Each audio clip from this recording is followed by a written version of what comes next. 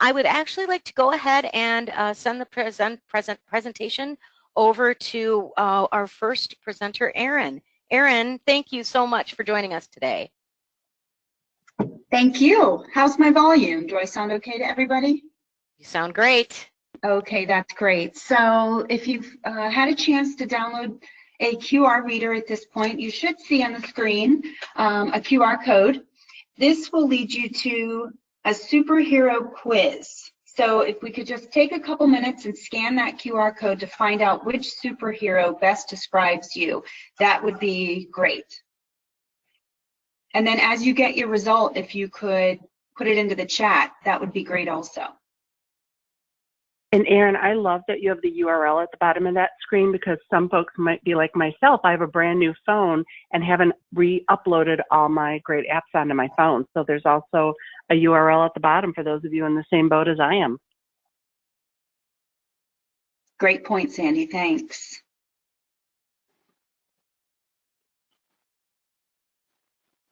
And I know those of you on the phone can't see me, but I'm actually wearing the costume of the superhero that's on the screen. Erin, that's awesome. That is awesome. I'm actually taking the quiz right now, so we'll see where this goes, because I know a superhero that I relate to, but I'm going to guess that's probably not the exact same superhero that I'm going to come up with. I'm just guessing. That's kind of what's happened with me as well, Laura. I've taken the quiz a couple of times, and depending on my answers for the day, it changes, but I do identify with someone else. So we'll give about another minute or so. This is Sandy, and I was a little surprised. I am a huge nerd and lover of Marvel and all of the superheroes, and never suspected I would be the Green Lantern. But for those of you who know your superheroes, the Green Lantern owned a power ring that could accomplish anything the ring bearer could imagine, and I do love my rings, so maybe it was a little bit more appropriate than I think.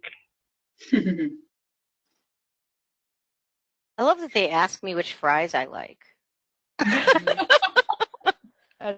That is an important characteristic for sure. Which Leonardo DiCaprio would you choose to save, I think is one. All of them. What is it? All of them. Isn't that an option? Yeah. There was room on that door. That's all I'm saying. So let's take a look and see, is anything coming into the chat? I'm curious to see what people's results are. Well, let's see what we've got here. So I'm going to go ahead and see what we have as far as the chat is concerned here. Okay. I'm going to move all my windows around here. All right. Let's see here. My chat is hiding. That was a good point you just chatted to us, Luann, that yes, collectively, the learning solution architects at KVU are known as the Fantastic Four. So. Oh, we do have somebody who answered Professor X. Ooh. Good. Yeah, how about that? That's definitely a learning and development, learner persona, for sure. Mm-hmm. Oh, yeah. Mm-hmm. That's great. That's awesome. So Absolutely. we're going to talk more about we've got Storm. We've got a bunch here. Oh, the Hulk. Oh, there you go. That's a great one. Oh, yeah. Black Widow. Let's see. Captain America, Robin, Batman, Superman, Darkwing Duck. Nice. Yeah. Wolverine. That is, but We've got a few Hulks here in the group. I'm just saying. That could help with make them adoption. mad. Yeah. All right. There we go. that's great. So thank you guys. I appreciate you guys taking that quiz. It's just a little fun way to start the day or start the webinar. So think for a second about teaching a superhero how to do something, like play the guitar. So how would Spider-Man learn how to play the guitar? Might be hard since he wears a mask and his hands are sticky. What about Superman? might be a little bit easier because of his abilities, although I don't know how flying could help, but I think that if you think about some other superheroes, so Hulk, for example, we have a couple Hulks in the group. He's got humongous hands. How would we teach him how to play guitar? And he gets frustrated easily. What about Wolverine? He has the razor blade claw. And the point behind this is just to show that your approach for training these superheroes on one task, learning how to play the guitar, would be very different. And it's really the same concept when it comes to our learners. Our abilities, our superpowers are different. So the way that we learn and apply things might be different too. So with the need to provide a more personalized experience to your learners, it's really important to know what they want, how they learn, what their motivations are. And asking these questions will help you to understand how to design your solution more effectively and efficiently to meet these needs. Creating learner personas can help you to answer those questions and even more. So let's go to our next slide here. And we'll do some introductions, and in the spirit of sharing, we'll tell you which superheroes we are or can identify with the most. Barb? Hey, this is Barb Opit, Learning Solution Architect here at Cavio. And as you can see, I am Wonder Woman. And I am not only Wonder Woman, I am old school Wonder Woman. So she was pretty fierce. That's the attribute that I recognize the most in myself. Thanks, Barb. I'm Sandy Stricker, also an LSA here at Cavio Learning, and I should have yelled spoiler alert when I mentioned earlier that I was Green Lantern, but for me, when this came up, I really relate to the Green Lantern because I really do feel like I can accomplish anything that I can imagine through learning, with or without my power ring. Good one, Sandy. Hi, this is Luann Swedberg. As you can see by my character, I really identify with Elastigirl. I feel like I'm pulled in many directions in the ID and learning space and really need to be pliable and bendable to fit whatever need our clients have or our instructional designers. So Elastigirl is my choice. Erin? So the one I probably identify with the most is Iron Man. I would say it's because he is somewhat tech savvy. He thinks about things very analytically. He conceptualizes things in ways that kind of go to the data and to the science. And I think he's funny. I would like to think I'm funny. But the thing I can't relate to is his the enterprise and the money that he makes in his role, because I'm not quite that rich just yet. But so these are the ones that we identify with. So let's talk more about what a learner persona is. And we've all experienced within learning and development the buzzwords that kind of come up and somehow are the hot thing at the time. Well, let's talk about why learner personas are more than that. So think of learner personas as fictional, generalized characters, each with individual goals and needs. Oops, went too far. So they're fictional representations of your learners. They're created early in the project. This is because this may change the way that you design, and you're using it to figure out how you would design a solution that best meets the needs of your learners. So usually happens during the design or prototyping phase. It's based on real data about your learner behavior, characteristics, and demographics. So you're not just guessing, it's really trying to use the data to find what your learners need and what they want. That it's best to use characters with real names, looks, and personalities. This will allow you to think like your learner segments. And it'll also help to uncover their motivations and goals. Sandy's going to talk a little bit more about what type of information should be included in your learner personas. Great, thanks, Erin. So I want you to start thinking about some of the things that you may have done with learner personas in the past, but some of the things that you would want to be thinking about as you're developing these representations is who the person is.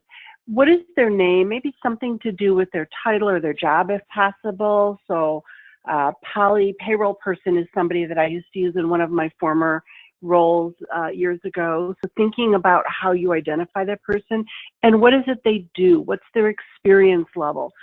A lot about their demographics and diversity details. And this is where you really want to go to the data that you already have within your organization, whether it's your HRIS system or other types of information that you currently store.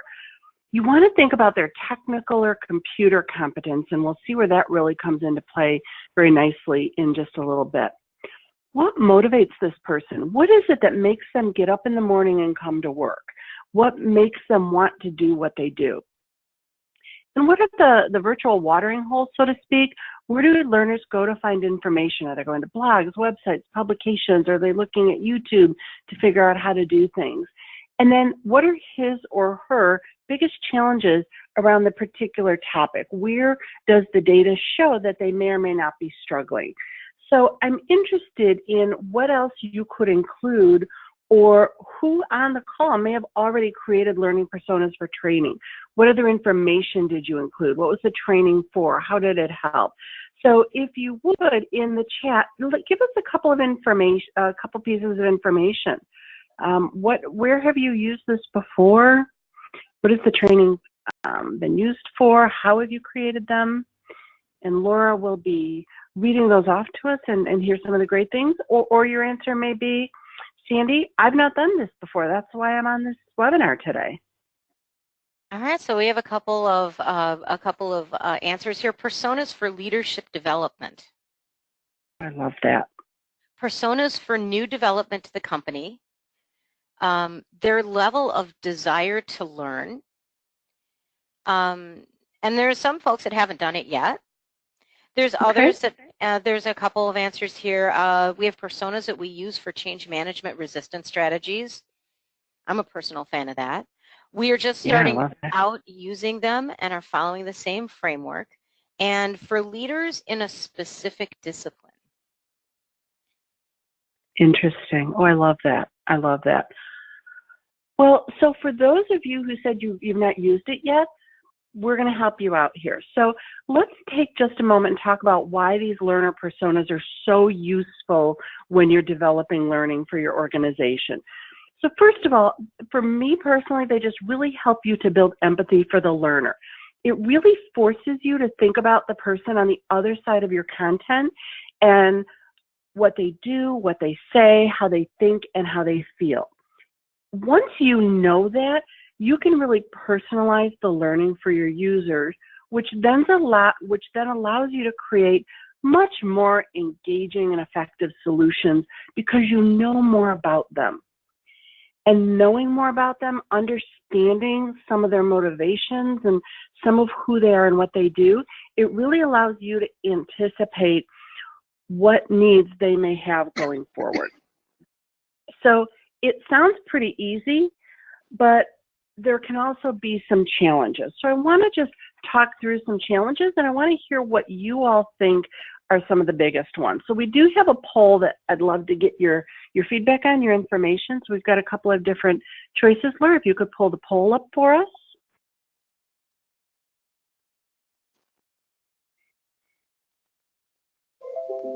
Beautiful, thank you. So what do you think the biggest challenge is with creating learner personas? Is it that I don't have the time? You think we might risk an unconscious bias?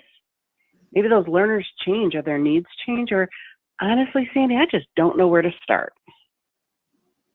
Give you a couple minutes, and Laura, you can let me know when we're starting to see some results coming in. You bet. Interestingly enough, B, C, and D is pretty even across the board. It looks like needs of learners change often is the highest of them so far. It looks like B and D are pretty much neck and neck. D is just a little bit higher, and we only have 5% that say they don't have the time.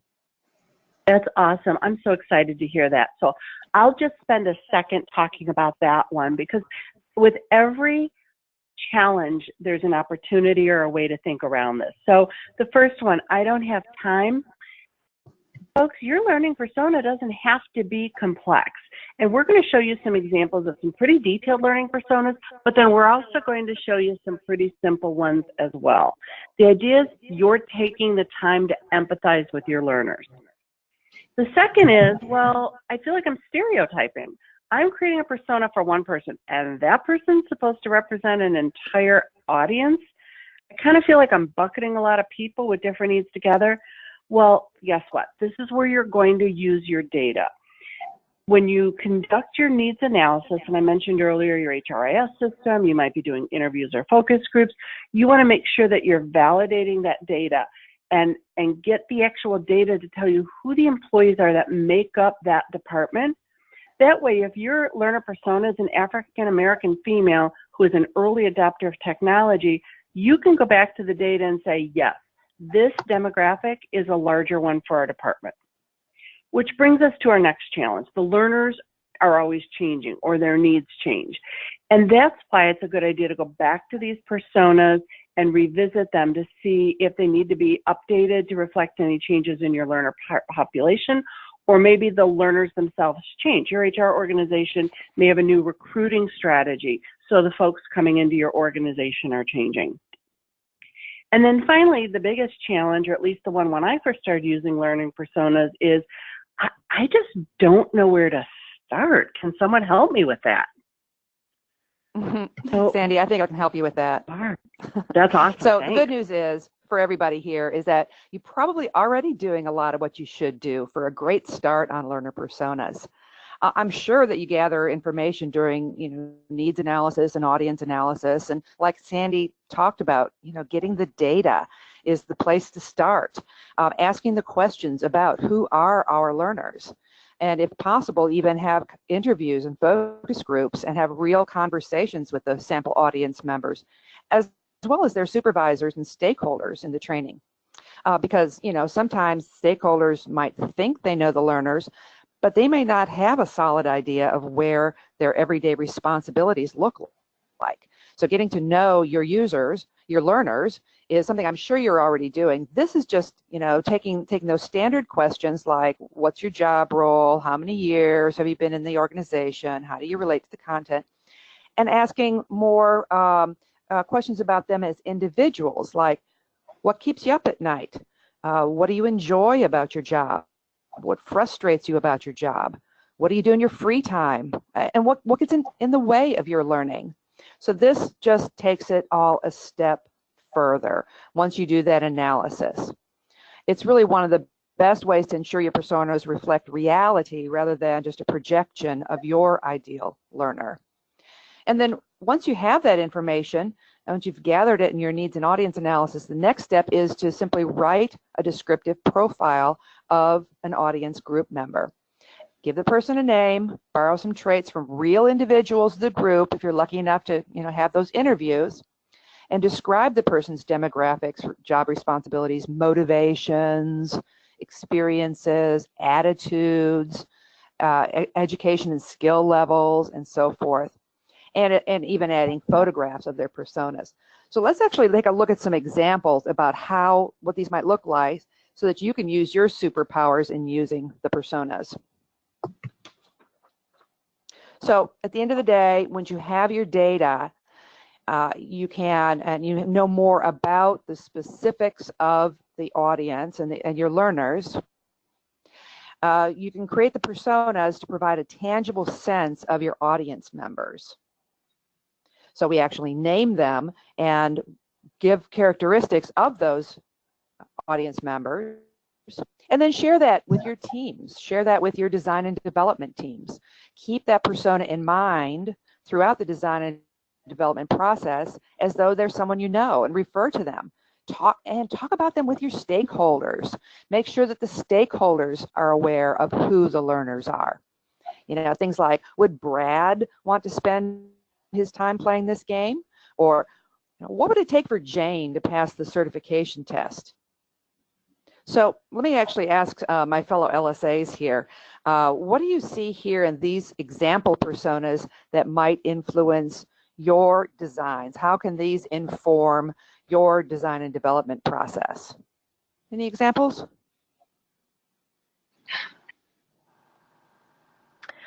Here under Brad the Grad, that within the word cloud, he's tech savvy, he's resourceful, he values teamwork and collaboration. So maybe because he's also new, it would be good to not focus necessarily on self-paced training for him. He wants a sense of community. He wants a sense of being part of something, and maybe could benefit from help from others.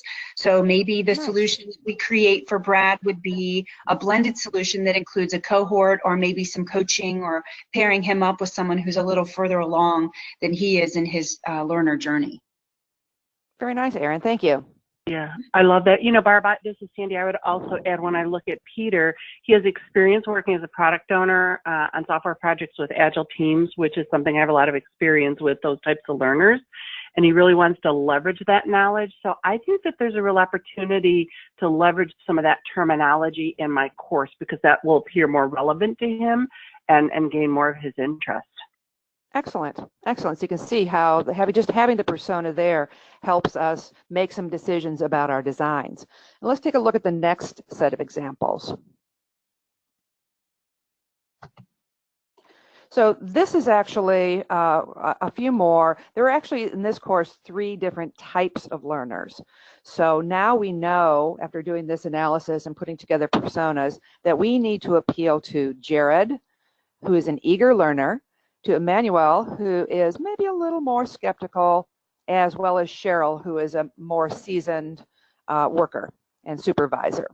So anything you see here that would really inform my design? So Barb, looking at these personas, I might weigh in and say that looking at Emmanuel in particular, I might want to be very clear about spelling out the "what's in it for me" message, so that she can understand how these processes are helpful to her and support her in her learning and her job. Excellent. Excellent. That's right. That's right. So just by knowing that she is a part of the mix, she's part of our learner mix, that we really need to be able to reach her. Jared might be a little easier to reach because he is eager, but Emmanuel, we definitely need to have that "what's in it for me."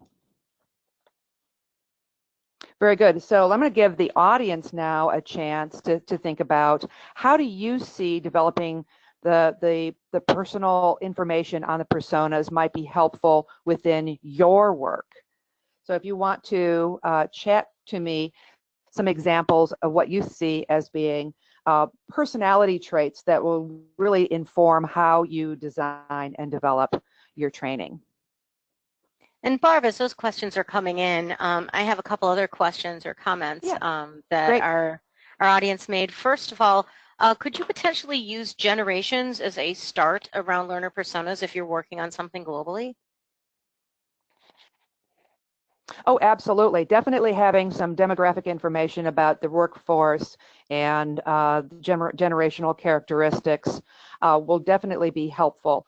You may need to appeal to the millennials. You may need to appeal to baby boomers, and these will have slightly different appeal points. So to have that information readily, that should be in your data information as well.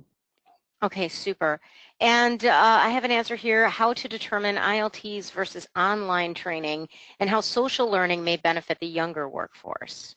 Absolutely. Absolutely. And how do they like to engage with others? So, you know, a very tech-savvy workforce may have a more propensity to do online social learning, whereas if they're not as tech-savvy, they will be more likely engaged in a face-to-face social environment. Absolutely. One other thing, one of our audience members had mentioned, given that 40% of people are stuck in the wrong job, and given that we create personas which have a huge component of the current job profile, how do you include empathy for this set of, unquote, stuck learners? That is a wonderful question. Yes, and empathy is the key word there. If you can put yourself in their shoes and find messages within the content that's going to reach out to them and even say, hey, you may be destined for bigger and better things in your life and in your career, but you know what? Right now, in doing this job, you need to know this information.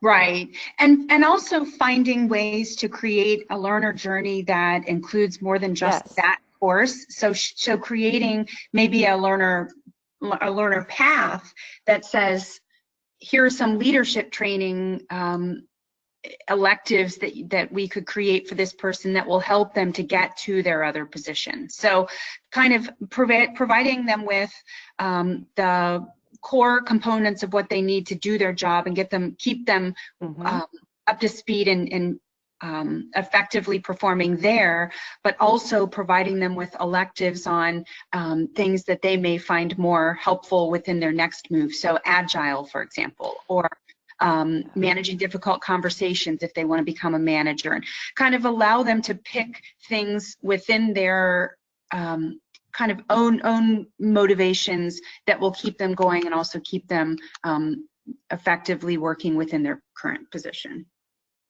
I like that very much. Thank you. So Barb, go ahead. Oh, sorry, Laura. I was just going to say, I'm hearing a lot of great questions in the chat that are helping us illustrate that one size doesn't fit all for learner personas. And knowing about your learners a little bit to start with anyway helps ask the right questions and build the right aspects of each learner persona based on the needs of your curriculum or whatever the training offering or learning solution might be. So awesome questions. Everyone's on the right path. Yep, that's right. If you'll go to the next slide for us.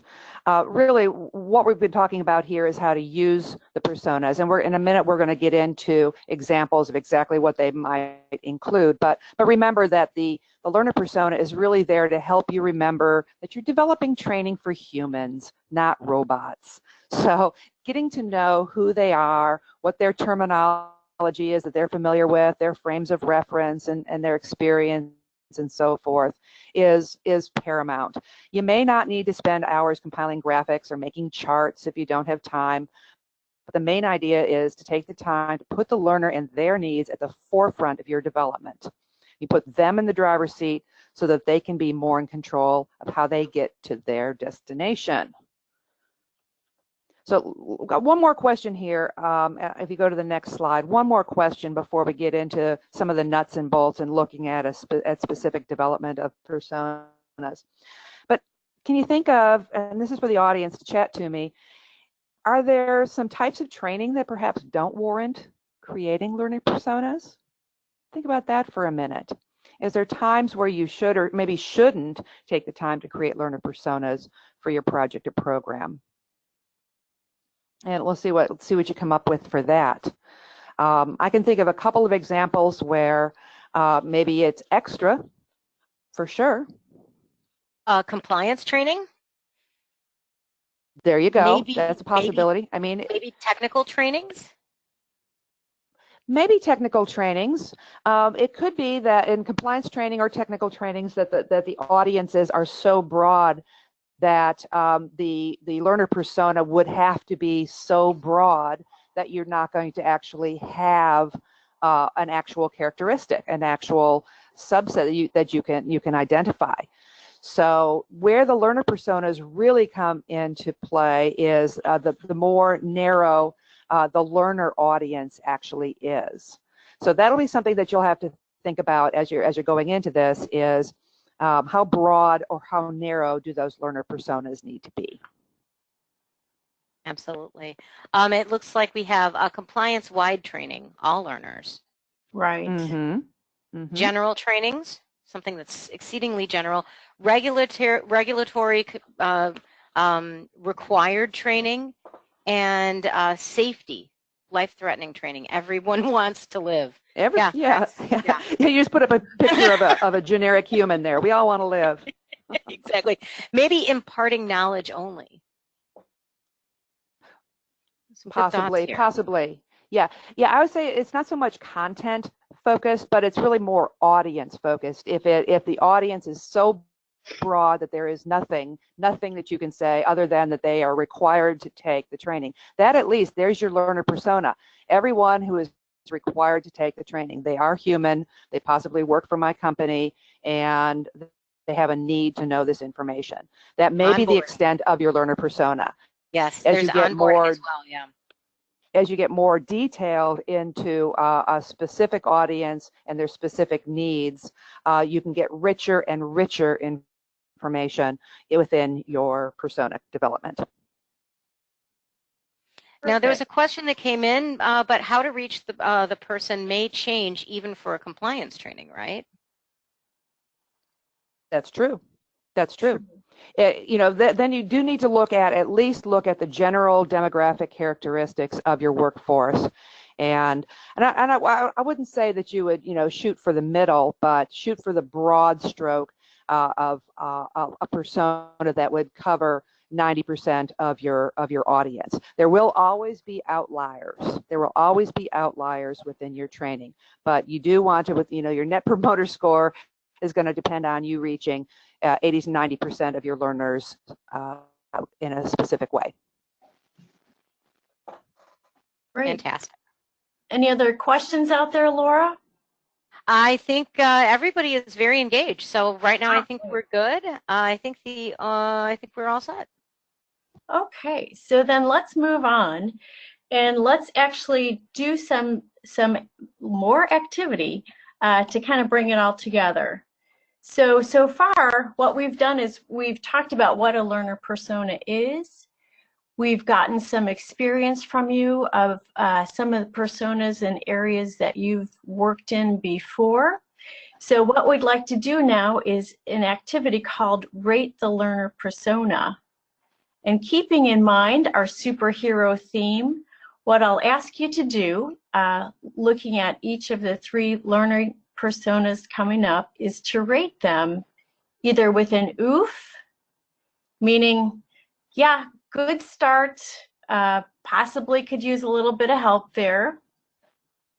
Bam means, yep, we're nailing it. And pow is we've knocked it out of the park. So again, as we've heard and seen, learner personas are not one size fits all, but there are some characteristics that could make them good, better, or best. So if I could ask for the next slide, please. Let's go ahead and take a look at learner persona number 1. So here's our first example. Take a second to look at it and then go ahead and chat your rating, if you will. We've got a silhouette there that kind of shows the look and feel of the learner persona that we're going for. We've got a little bit about the mantra, and we've got some information there. So go ahead, send your results. And Laura, It what do you is an overwhelming oof. overwhelming oof. And our judges say oof indeed. So again, this is a good start. At least, you know, there's been some time taken to look at the needs of the learner and to start a persona. This one seems to be a little bit rudimentary. Just kind of in the chat, what kinds of things would you say are missing? Just based on what we've talked about.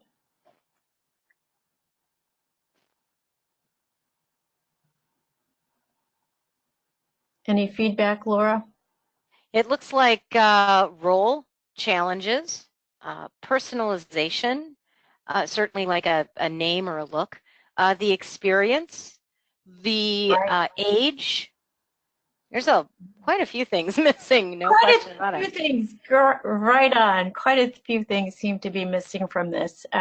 We're, again, just getting a general sense of who this learner might be, but actually designing any type of interactivity or event for this might be a bit of a challenge. So let's look at example number 2. Here's another persona. So this seems to have more detail to it. as you're reading through some of the variety of text that's on the screen, go ahead and chat what your rating might be. Oof, bam, or pow.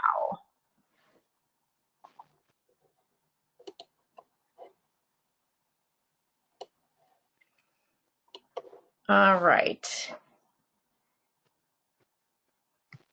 Laura, what responses are we getting to this one? Well, we have more BAMs than POWs. We have about a couple POWs, but a few POWs, but some BAMs here. Some BAMs. Exactly. It's almost like a mix of, there's a mix of BAM and POW, a few of them, but definitely more BAMs than POWs.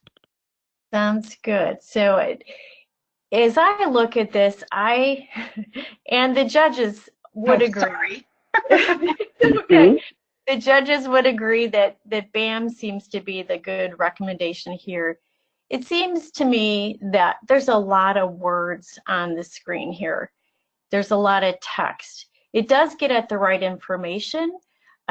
We've got a little bit more about the personal mantra of the go-getter.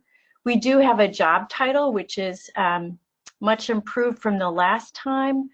Some other great aspects, we had a question about ways of learning and modalities before. So it does talk about he's more of an action-oriented person, likes to get his hands dirty. We have some information about what they like to do in their off time, and also some goals and motivations. So this can kind of get at also perhaps some of the aspirations and some of the 40% who are stuck in a job that maybe they don't want to be. So this is getting after that information. But honestly, visually, it's just a lot to read. So again, there is room for improvement, but we are certainly on the right track. Let's take another look at a third and final persona. All right, so how are we feeling about this one? Go ahead and chat your thoughts.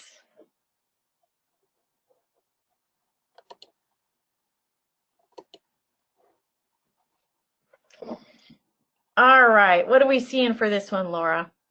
This is a POW across the board. I got a couple BAMs, but I've got not one BAM, but two BAMs. Bam, bam, and then POW. Bam, bam, bam, and POW. Yeah. Mostly POWs, you got it. Yeah. So I think in this sequence, you could probably see the progression from good, better to best. In this case, we're calling this best because it's actually got a name, a character name of Dash. You can see Dash's face, his features. You can just kind of tell a lot about him by looking at the visual. And again, even though it's essentially a lot of the same content from example number 2 that we saw, it's really organized in a more visual way that categorizes the information and kind of ranks, even in the motivation category, what kinds of things motivate Dash. So that if I'm developing training for Dash, I will know just generally what things will work and which things might not work for him in terms of, you know, he's not such a great listener, for example. So we might want to think about auditory elements of courseware or training. Luann, what I love about this image, by the way, is if my learning and development team is co-located, I can imagine these posted around the office or around their cubicles so that we're having those conversations and constantly being reminded. And for those of us in remote environments, I still have my learning personas visible to myself, so they're a constant reminder of who I'm doing this for. Great comment, Sandy. That is so important, you know, as we're designing for learners, just to be aware, you know, in whatever way we can, visually or via characteristics of who we're designing for. And I know with some of our design teams, we name the learner personas, and we often refer to that name as we're designing and developing, so that everyone has a shared understanding. Are there any questions or comments about these examples that we've gotten in the chat box, Laura? This is interesting. I wanted to ask this. What are some ways to loop back with your audiences to determine whether your assumptions about learner personas were relatively accurate? That's a great question. So I think a couple ways, and I'm sure my colleagues on the panel will chime in. One great way is just by the feedback that we got, from the particular learning event.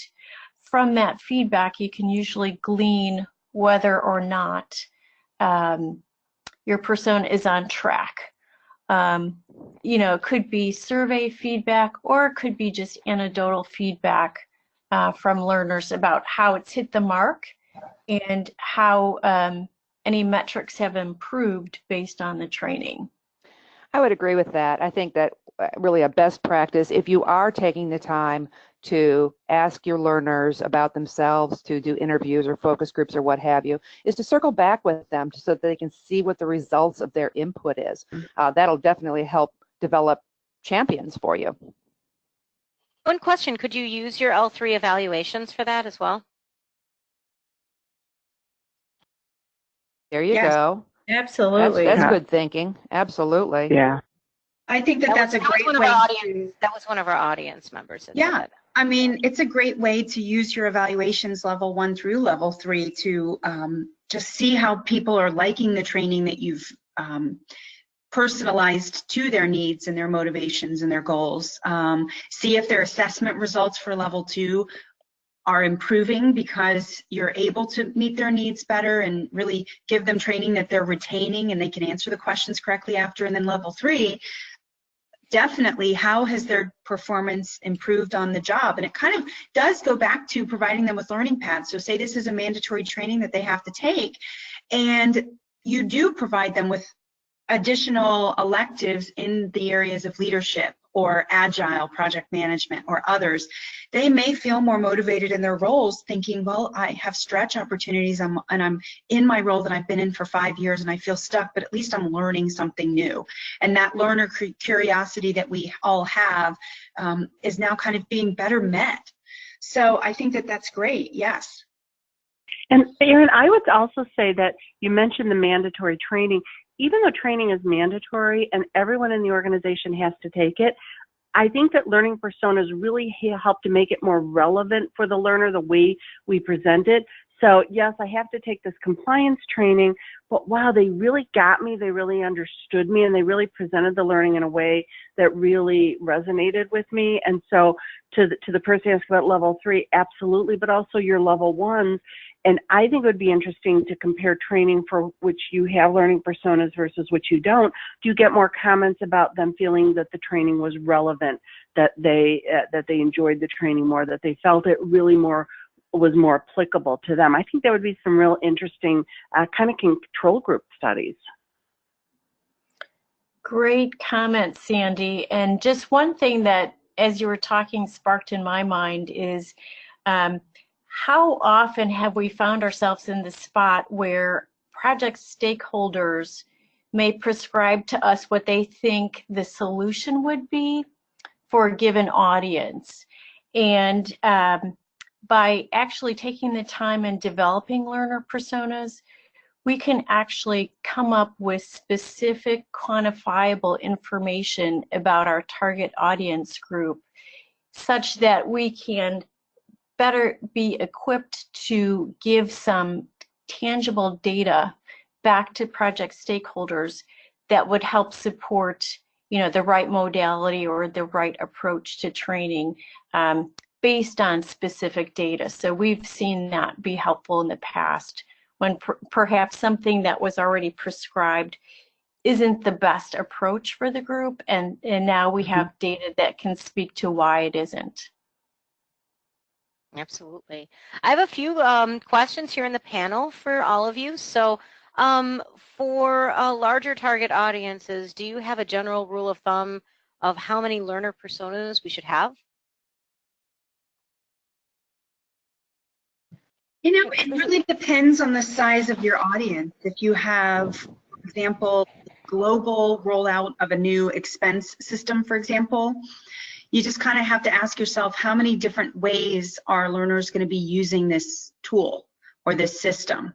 If that kind of narrows you down to, okay, well, we have administrators who are going to be doing, you know, these tasks. We have delegates who are going to be making changes on behalf of other people. And then we have just your general users who will need to go in and create their expenses and turn them in to get reimbursed for something, for example. So in a situation like that, you might have 3 different learner personas. But if you think about it in a different way, you could say, well, but it's global. So the needs of people, or the situations or the provisions of the system or the will be different in Mexico. So that's another learner persona that we need to create. So it just depends how granular you want to get. You could get away with as little as 2 or 3 for a global rollout, but you may want to get into maybe 5 or 6. I wouldn't go much beyond 6 though, because it just gets unruly, and that's a project in and of itself. Fantastic. Okay. Yeah, I might just tag on to that too, Erin. I've had the absolute opposite happen as well, where we've gone into a design session thinking that we're probably going to come out with 3 learner personas because there are 3 different roles that support the task. But, you know, in working with the subject matter experts, based on the level of content that we were targeting, which was a fairly high level of content, we all agreed that indeed we only needed 1 persona because the level of content was so high. So to your original point, I think it depends on the content and the audience and kind of the goals of the project. Good point, Luann. And even just going through the exercise of creating the personas and making the decision about, do we need another persona for this type of person or another persona for that type of audience member, will help you determine. You may actually determine that, hey, here's a persona that we need to consider, and they need an entirely different type of training. Yeah.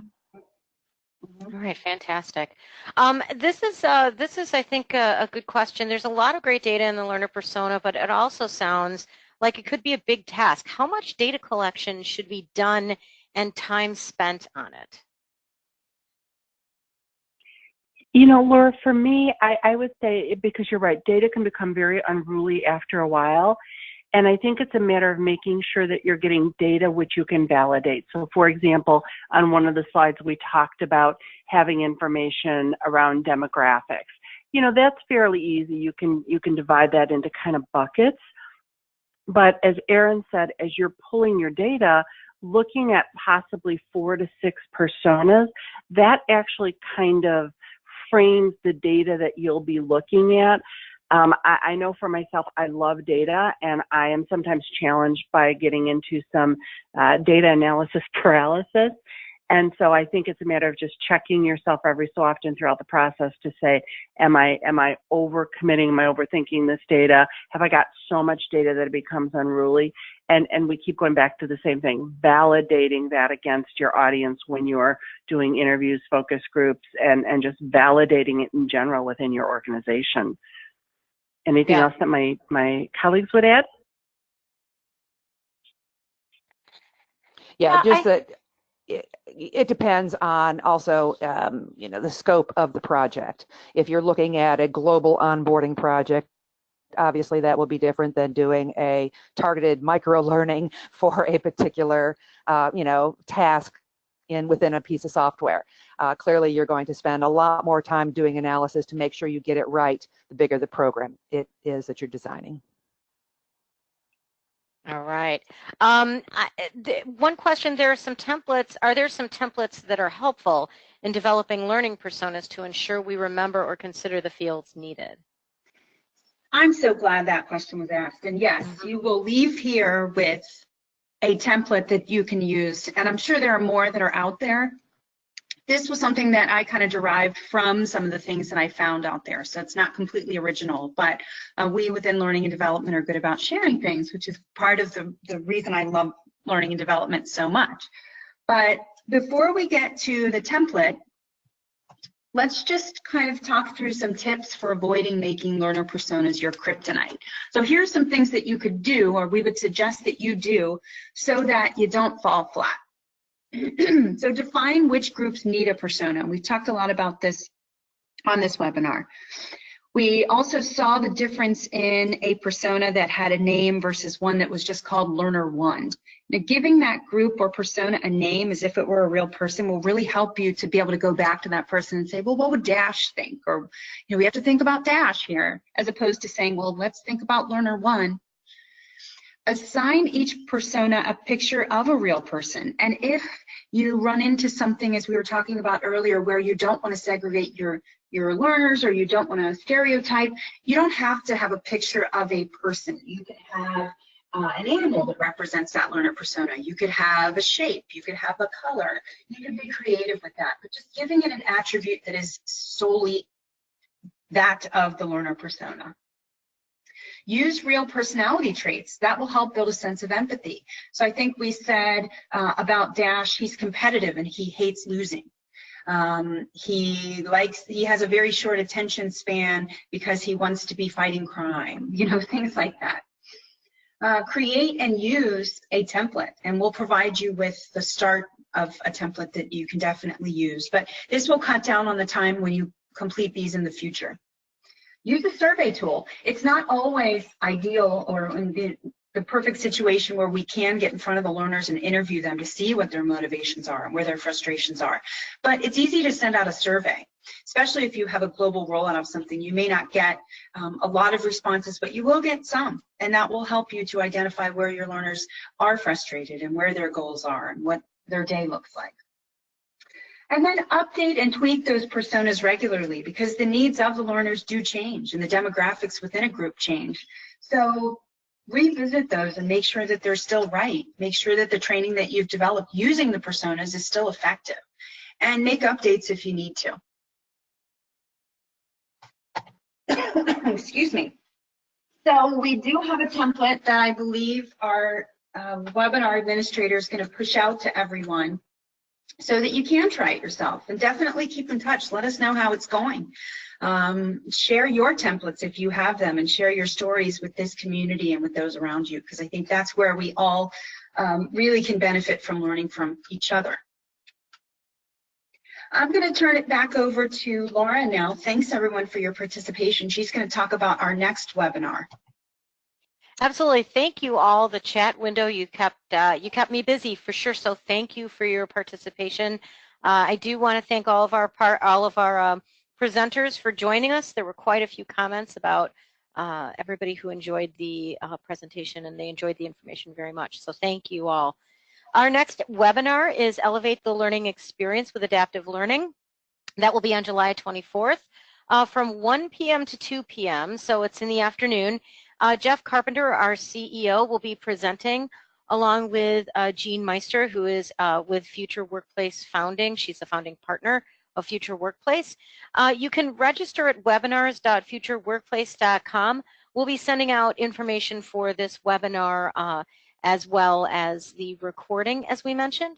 And if you do want to go ahead and check out the handout in the WebEx, or I'm sorry, in the GoToMeeting, it's there for you. So thank you very much. Thank all of you for your time today, and have a great day. Thank you.